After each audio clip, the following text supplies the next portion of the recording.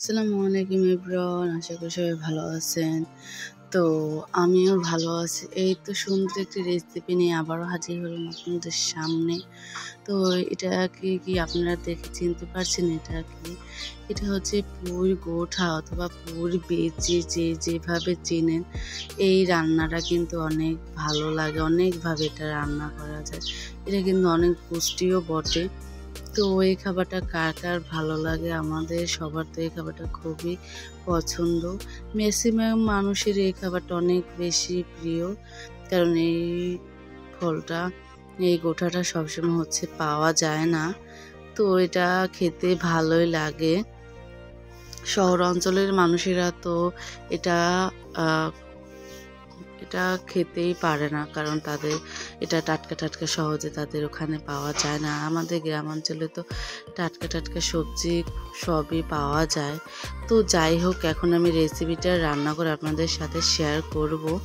তো এই তো এর ভিতর হচ্ছে ছোট একটা আলু দিয়েছি এবং হাত দিয়ে, খুব নরম ছিল তাই হাত দিয়েই ছোট ছোট করে ভেঙে নিয়েছি। সুন্দরভাবে এগুলোকে ধুয়ে নিয়েছি। ধোয়ার পরে হচ্ছে চুলাতে কড়াই দিয়েছি। কড়াইতে যখন গরম হয়ে যাবে তখন তেল দিয়ে এক কোয়া রসুন কুচি আর হচ্ছে পেঁয়াজ মরিচ একটু বেশি বেশি করে দিলাম। এখন একটুখানি ভেজে নিব। এর ভিতরে হচ্ছে সামান্য পরিমাণে একটু হলুদের গুঁড়ো আর স্বাদ মতো লবণ দিয়ে পুঁই গোঠাগুলো দিয়ে দেবো এর ভিতরে। তো এই তেলের উপরে কষিয়ে রান্না করলে কিন্তু স্বাদটা আরও বেশি মজা হয়। এইভাবে আপনারা ট্রাই করবেন, অবশ্যই আপনাদের কাছে ভালো লাগবে।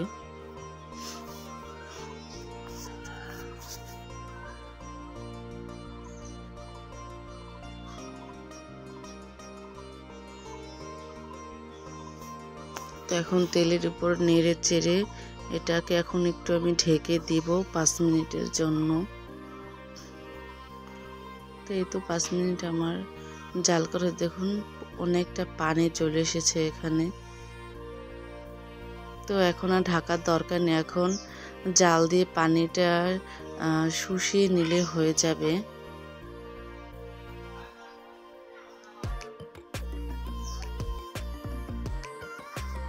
তেলের উপরে রান্নাটা হয়ে যাবে, একদম ভাজা ভাজা করে নেবেন।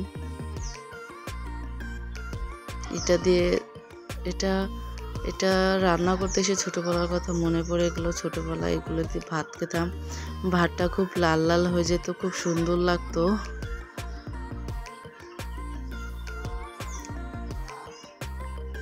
এখনকার বাচ্চারা তো সবজি খেতেই চায় না, আমরা ছোটোবেলা কিন্তু অনেক সবজি খেয়েছি।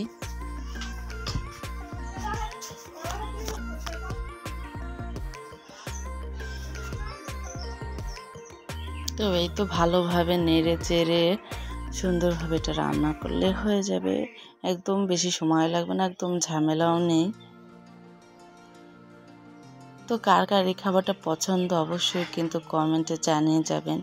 আর আমার এই রেসিপিটা যদি ভালো লাগে অবশ্যই কিন্তু সাবস্ক্রাইব করতে ভুলবেন না। এই তো ভাজিটা প্রায় হয়ে আসছে, আর একটুক্ষণ রান্না করলে এটা হয়ে যাবে।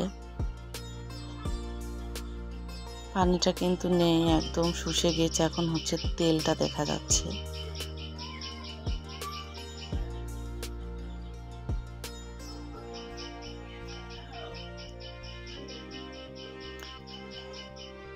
এই তো আমার রান্না হয়ে গেছে, এখন শুধু গরম গরম ভাতের সাথে খাওয়ার পালা।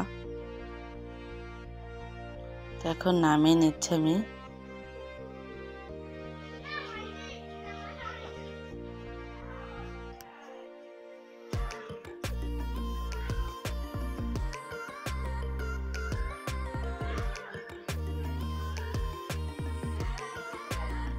তো এই তো আমার রান্নাটা আপনাদের কাছে কেমন লাগলো অবশ্যই জানাবেন।